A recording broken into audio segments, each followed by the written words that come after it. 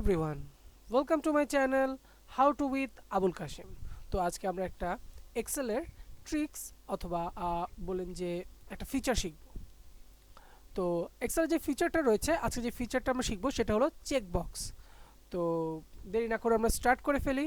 প্রথমেই আমাদের একটা এক্সেল ফাইল ওপেন করতে হবে। অলরেডি আমি ওপেন করে রেখেছি এবং এর মধ্যে কিছু ডাটা আমি ইনপুট করে রেখেছি, যেমন Google, Facebook, Instagram, YouTube and TikTok.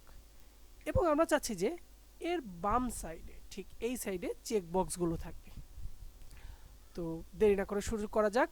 এরকম একটি ব্ল্যাঙ্ক এক্সেল আপনারা নেবেন এবং এটার পাশে আপনারা আপনাদের ডাটাগুলো ইনপুট করবেন। উপরে ঠিক এই সাইডে আপনারা একটি অপশন পাবেন যেটার নাম ডেভেলপার অপশন।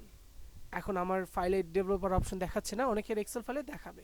তো এইটা আপনাকে এনেবল করার একটি খুব সুন্দর একটি ট্রিক শিখিয়ে দিচ্ছি।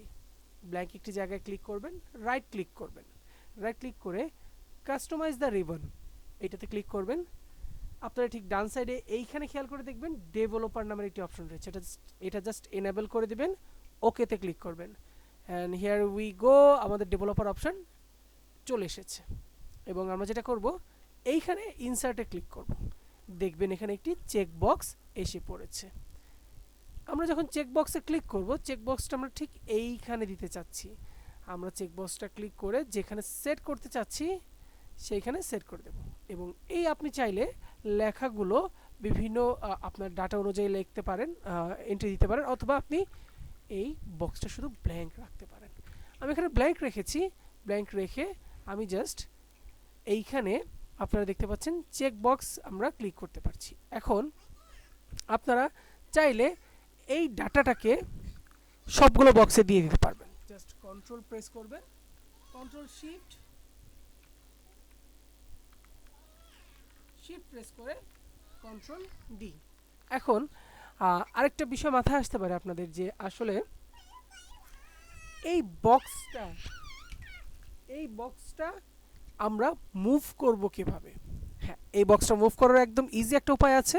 আপনারা জাস্ট প্রেস করবেন কন্ট্রোল প্রেস করে দেন এই বক্সটাতে ক্লিক করবেন।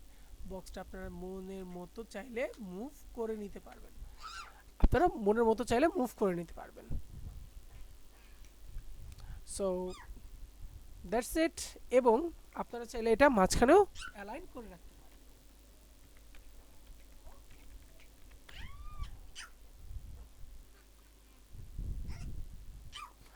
এখন এই চেক বক্সটা কোন কোন কাজে আসলে প্রয়োজন হয় এই বিষয়ে আমরা একটু ধারণা নিই। এই চেক বক্সটি মূলত আমরা যারা কর্পোরেটে কাজ করি, অফিসে কাজ করি, তাদের ক্ষেত্রে অনেক কাজে দিবে। কারণ কিসের জন্য?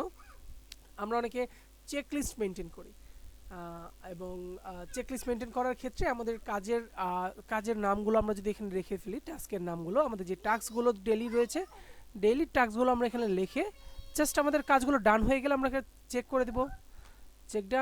চেক ডান এবং আনচেকও করা যাবে। তো বিভিন্ন কাজে এটা ব্যবহার করা যায়। তো ভিডিওটি ভালো লাগলে আপনারা লাইক, কমেন্ট অ্যান্ড শেয়ার করবেন এবং অবশ্যই আমার চ্যানেলটি সাবস্ক্রাইব করবেন, আরও নতুন আমরা যাতে ভিডিও নিয়ে আসতে পারি। Thank you so much. আল্লাহ হাফেজ।